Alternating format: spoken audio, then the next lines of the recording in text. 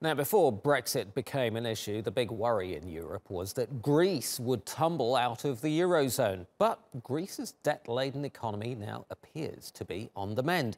Over the weekend, it agreed with European lenders and the International Monetary Fund on what it has to do to release nearly $6 billion in bailout funds next month. The deal is part of a more than $100 billion package of measures to help Greece's economy recover. Now, the government estimates the economy will grow by 1.6% this year and will expand by 2.5% in 2018. But to receive the bailout money, Greece has to implement a long list of economic overhauls. For instance, Greece has agreed to sell 40% of the state-owned public power corp. The government will also make it harder for unions to strike, and it'll subject some government benefits to means testing. Greece will also have to set up procedures for banks to auction off foreclosed property. But the sale of repossessed houses has touched a raw nerve in Greece. Angry crowds gathered in courthouses in recent weeks to block the sales and have fought with riot police. Public notaries boycotted the auctions due to fears for their safety. But last week, the auctions resumed. Greek banks are saddled with nearly $120 billion in bad loans. That's half of their total lending. They want to sell around 18,000 properties this year.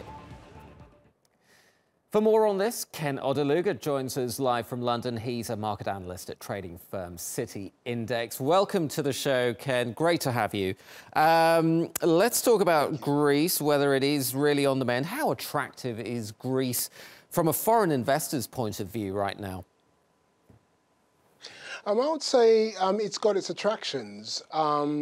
If you look at the benchmark borrowing costs, the 10-year Greek government bonds, it looks like, from that absolutely stratospherical high of 20%, the yield we're talking about here, just at the end of 2014, beginning of 2015, when the crisis last hit a crescendo, we are now back down to 5.39%. And that's got to be the lowest, since that time.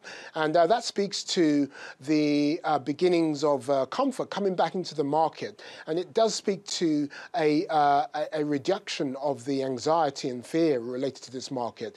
If you move that aside, then of course, you've got a very, very low basis of sort of like economic profile from which a base of growth can come in a sort of wider context of the Eurozone, which is recovering, really showing recovery in real terms. Right. That is quite attractive, I would suspect. Ken, now Greece is hoping to exit the bailout programme next year. How optimistic are you that this is going to happen on schedule?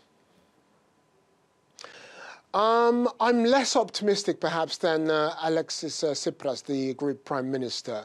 I think what we're likely to see, more likely than a wholesale exit of the country from the program, is we're likely to see a move from, a closed wall to maybe a more open environment.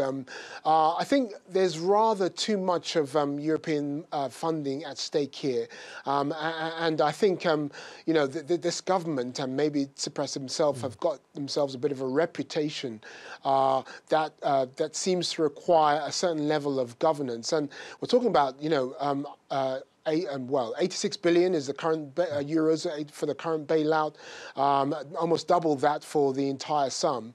I think it's very unlikely that we're going to see a wholesale exit from Greece from the bailout program on schedule. That is sometime next year. The problem remains, though, that despite all of these improvements, the people on the ground are just not feeling it just yet.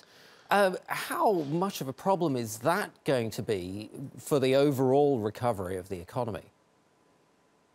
Yes, absolutely. That's going to be a significant problem. In your report mentioned protests related to the banks, some of these major banks in their bids to sell off 18,000 properties, possibly more, we suspect. And that, of course, follows a very, very long, frequent history of protests related to the reforms that are required to get this funding. On the other hand, what has happened over the years is that we've seen these protests, we've seen this disruption, seen these spectacular, really unsettling images on the TV. But nevertheless, the process has continued. And I think that's the likeliest outcome going forward. OK.